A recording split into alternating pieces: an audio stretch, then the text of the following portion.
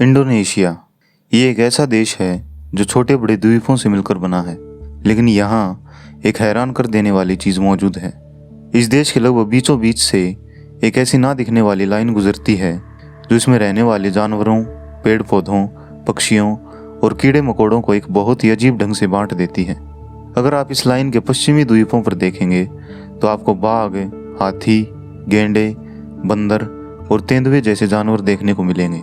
वहीं इसके पूर्वी द्वीपों पर कोमोडो ड्रैगन, मार्सुपियल्स, कैकटूज और हनी ईटर जैसे जानवर पाए जाते हैं, जो कि पूरी तरह से अलग प्रजातियां हैं।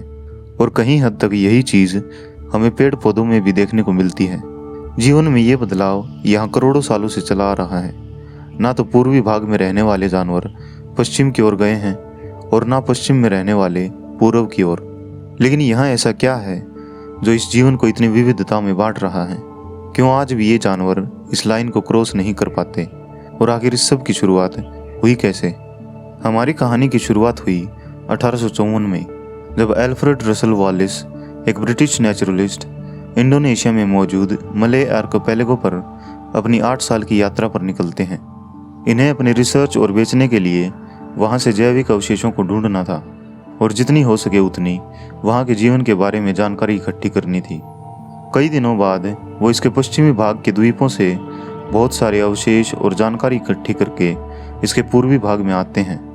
यहाँ कुछ दिनों की खोज के बाद इन्हें मलेरिया बुखार हो जाता है। एक दिन जब ये वहाँ इसी हालत में लेटे हुए थे, तब इन्हें वहाँ कुछ पक्षियों को देखकर एक अजीब चीज़ नज़र आई। उन्होंने नोटिस किया कि जो पक्षी इन्हें उन पूर्वी द्वीपों पर देखने को मिल रहे हैं, वो उन्हें पश्चिमी भाग में खोज के दौरान एक भी दिखाई नहीं दिए थे।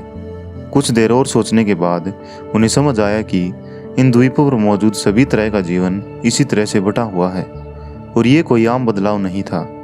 एक जगह पर मौजूद जीवन में कुछ हद तक बदलाव होना एक आम बात होती है, लेकिन प्रजातियों में इस तरह का अचानक बदलाव हमें दुनिया के किसी भी और हिस्से में देखने को नहीं मिलता। उन्होंने इस जैव विविधता में बदलाव को ध्यान में रखकर इसके मैप को एक लाइन से 2 भागों में बांट दिया, जिसके बाद उन्होंने एक और चौंकाने वाली चीज़ देखी। कई द्वीप लाइन के दोनों तरफ होते हुए भी बहुत करीब थे, जबकि कई लाइन के एक तरफ होते हुए भी बहुत ज़्यादा दूर। इसलिए सिर्फ समुद्र के पानी के कारण या एक द्वीप से दूसरे द्वीप के बीच की दूरी के कारण तो ये नहीं हो सकता था। ज़रूर इनके अलावा भी कोई और चीज़ है जो इन्हें बांट रही है। वॉलिस ने अनुमान लगाया कि शायद ऐसा जियोलॉजी के कारण हो। ये डार्विन की थ्योरी ऑफ इवोल्यूशन के भी एक बड़े समर्थक थे। वहीं इन्होंने खुद भी इस थ्योरी को कहीं हद तक प्रूव किया था। इनका मानना था कि पृथ्वी के इतिहास में होने वाली घटनाओं से आज का मौजूदा जीवन बहुत रूपों में प्रभावित होता है और ये भी वैसी ही घटना हो सकती है। उन्होंने बताया कि पश्चिमी भाग का जीवन ज़्यादातर एशियाई महाद्वीप से मेल खाता है, जबकि पूर्वी भाग का ऑस्ट्रेलिया से। तो हो ना हो बहुत समय पहले लाइन के दोनों तरफ के द्वीप इन महाद्वीपों से जुड़े रहे होंगे। इन्होंने इस चीज़ को लेकर 1867 में अपना एक रिसर्च पेपर पब्लिश किया, जिसमें इन्होंने इस जीवन के बारे में बताया था और कहीं हद तक इस पहेली को सुलझा लिया था, सिवाय एक चीज़ के, प्लेट टेक्टोनिक्स। हमारी पृथ्वी की ऊपरी सतह बहुत सारी बड़ी बड़ी टेक्टोनिक प्लेट्स से मिलकर बनी है, जो हर वक्त एक दूसरे को खिसकाती रहती हैं। इन्हीं प्लेट्स के कारण हमें पृथ्वी पर ज़्यादातर द्वीपों के समूह, ज्वालामुखी, भूकंप और पहाड़ों की बड़ी बड़ी पर्वत श्रृंखलाएं देखने को मिलती हैं। और मले आर्किपेलागो इस दुनिया के सबसे कॉम्प्लेक्स टेक्टोनिक प्लेट रीजन्स में से एक है। इसी वजह से हमें यहाँ इतने सारे द्वीप और ज्वालामुखी देखने को मिलते हैं। आज से करीब 4.5 से 6.5 करोड़ साल पहले ऑस्ट्रेलियाई प्लेट अंटार्कटिक प्लेट से अलग होकर पृथ्वी के उत्तरी गोलार्ध की ओर खिसकने लगी। इन करोड़ों सालों के दौरान इस पर अपने आप में अपना एक अलग जीवन विकसित होता रहा। तब यहाँ 2 पैलियो कॉन्टिनेंट्स थे, सुंडा जो यूरेशियन प्लेट का हिस्सा था और सहूल जो ऑस्ट्रेलियन प्लेट का हिस्सा था। आज भले ही इंडोनेशिया के सारे द्वीप हमें एक साथ नजर आते हों, लेकिन उस वक्त पश्चिम के सारे द्वीप सुंडा और पूर्व के द्वीप सहूल से जुड़े हुए थे।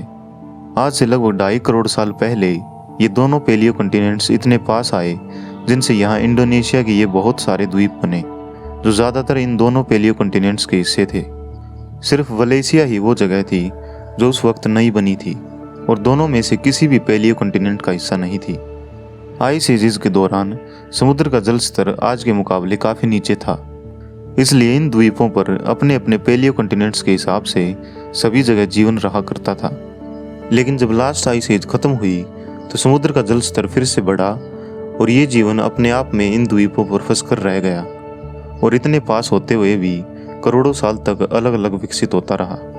लेकिन दोनों तरफ के जानवर वॉलेस द्वारा खींची गई इस लाइन को क्रॉस नहीं कर पाए।